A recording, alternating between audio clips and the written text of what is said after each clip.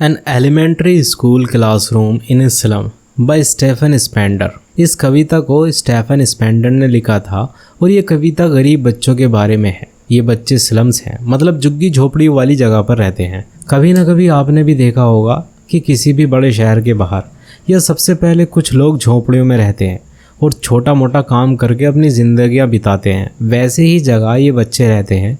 ये कविता इन्हीं बच्चों के बारे में है। इस कविता में जो कवि है वो इन बच्चों के भविष्य के बारे में सोचता है।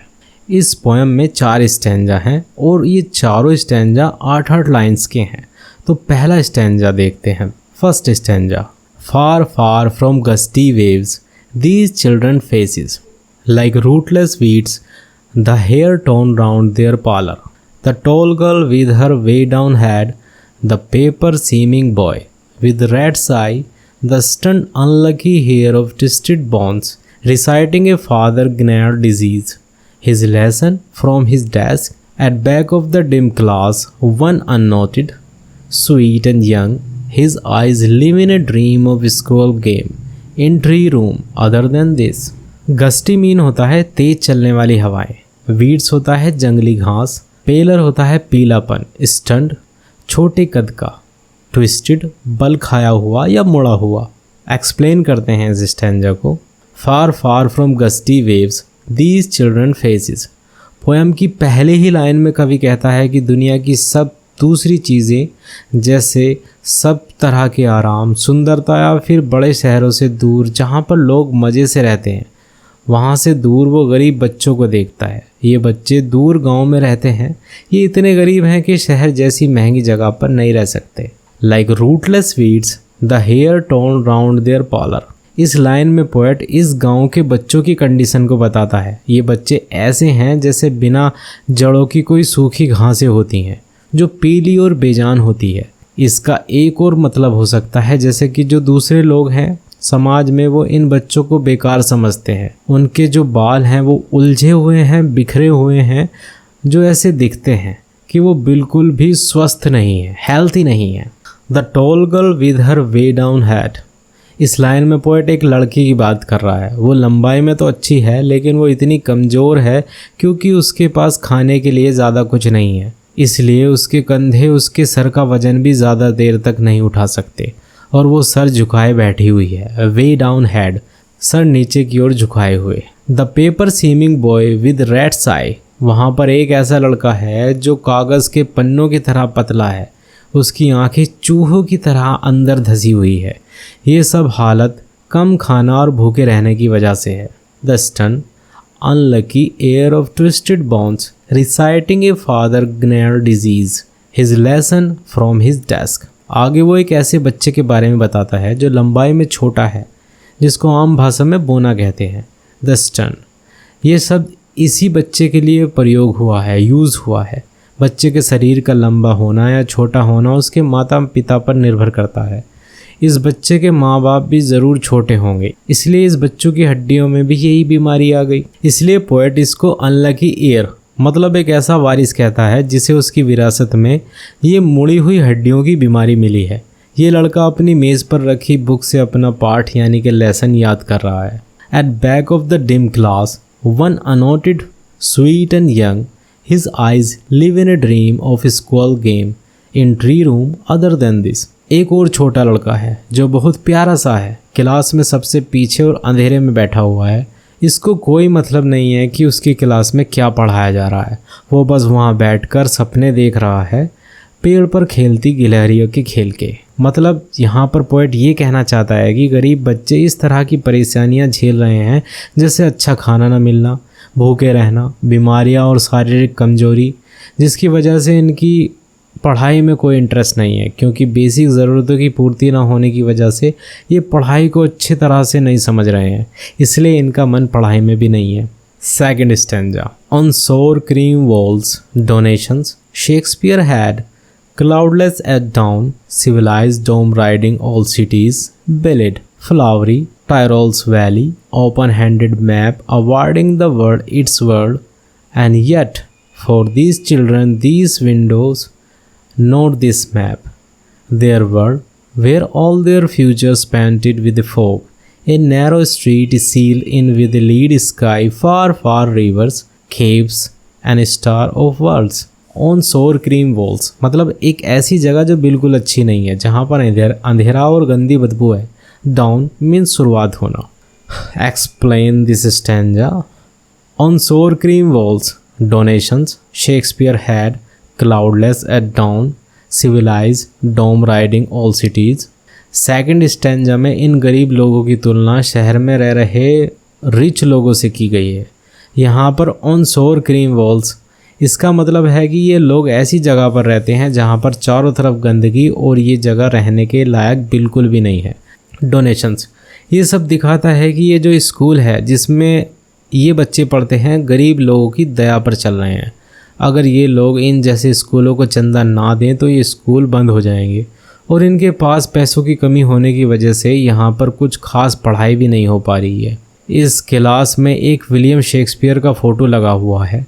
इस फ़ोटो में शेक्सपियर गंजा है. ये इस बात को दिखाता है कि यहाँ पढ़ाई इतनी मुश्किल है कि यहाँ पर स्टूडेंट इस पढ़ाई को समझ ही नहीं पा रहे हैं. सिविलाइज्ड, डोम राइडिंग ऑल सिटीज़, इन शब्दों का यूज़ ऐसी जगह को दिखाने के लिए किया गया है जहाँ पर अमीर लोग और सभ्य लोग रहते हैं. मतलब सीधा सीधा ये कहा गया है कि गरीब लोग असभ्य होते हैं जिनको सभ्य शहर में रहने की अनुमति नहीं होती, यानी कि परमिशन नहीं होती, और ना ही इनको इंसान समझा जाता है. इसके बाद टायरोल्स वैली, मतलब एक खूबसूरत घाटी की पिक्चर के बारे में बताया गया है जिसको बिलीड कहा गया है. इसका मतलब होता है रिच लोग या धनवान. और फ्लावरी, इसका मतलब होता है हेवन, मीन्स ऐसी जगह पर ये गरीब बच्चे नहीं जा सकते जहाँ पर ये सब हों. Open handed map, awarding the world it's world.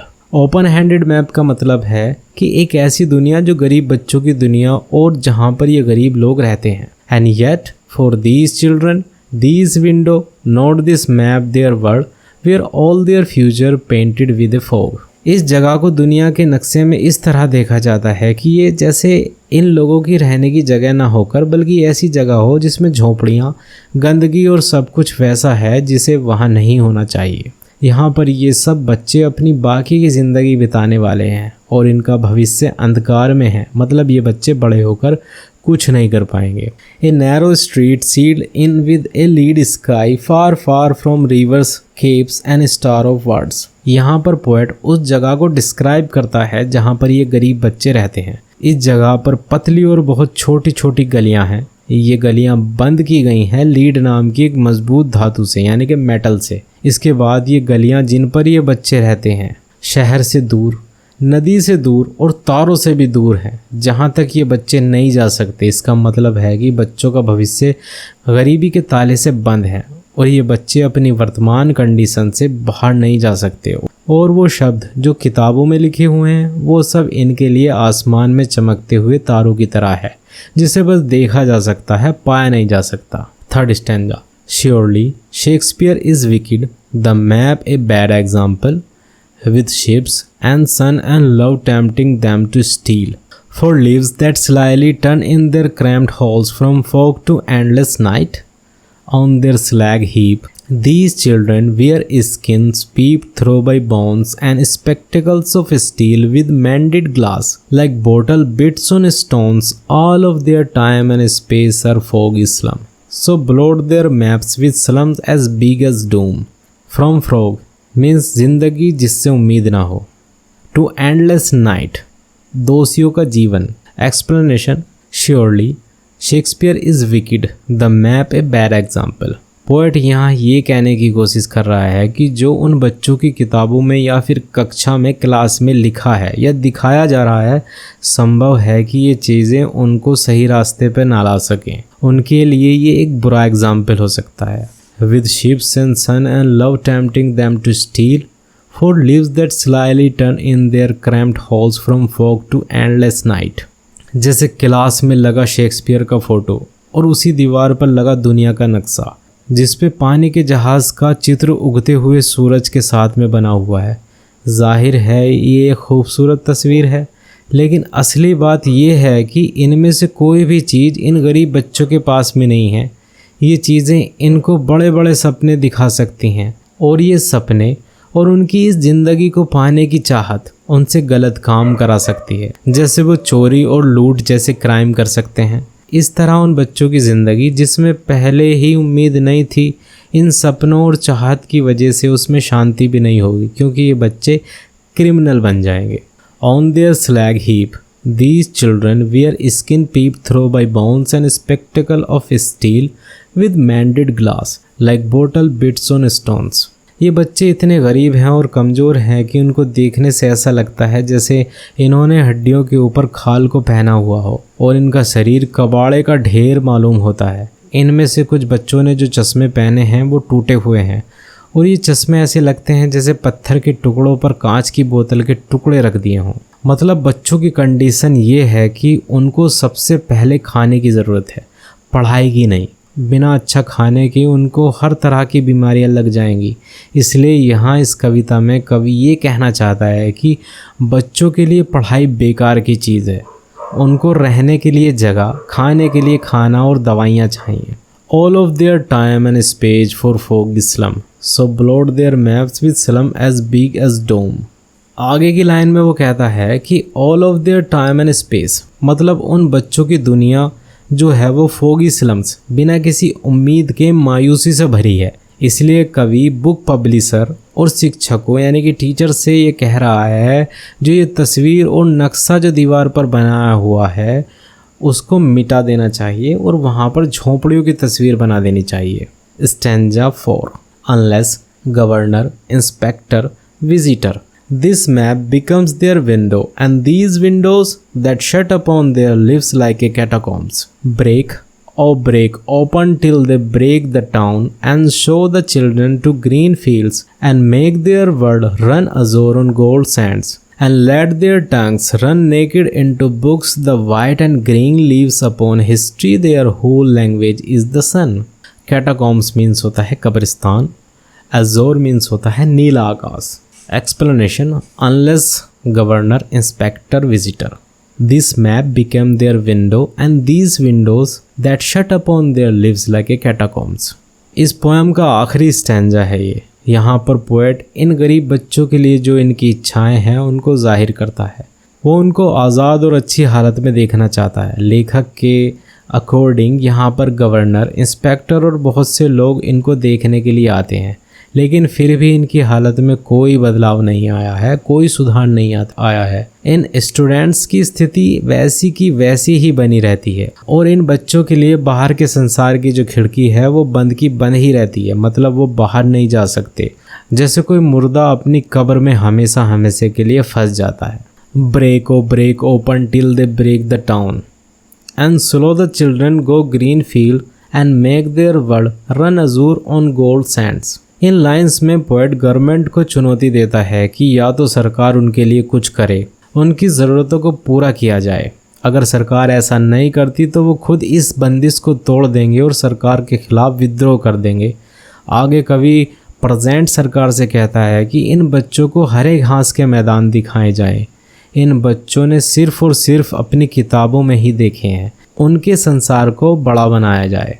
यहाँ पर हरी घास का मैदान उम्मीद को दिखाता है और जो स्काई है वो आज़ादी को दर्शाता है। इसका जो मेन आइडिया है वो ये है कि पोएट ये कहना चाहता है कि सिस्टम को इन गरीब बच्चों को उम्मीद देने की ज़रूरत है। And let their tongues run naked into books the white and green leaves open history there whose language is the sun। And में पोएट अमीर लोगों से उन गरीब लोगों की आवाज़ बनने के लिए कहता है और उनको आज़ाद करने की प्रेयर करता है। अगर ये अमीर लोग ऐसा करते हैं तो इस तरह से ये गरीब बच्चे आज़ाद हो सकते हैं और जो वो किताबों में पढ़ते हैं उसको अपनी खुद की ज़िंदगी में पा सकते हैं और ये लोग इस लायक हो सकते हैं कि ये अपना इतिहास खुद बना सके।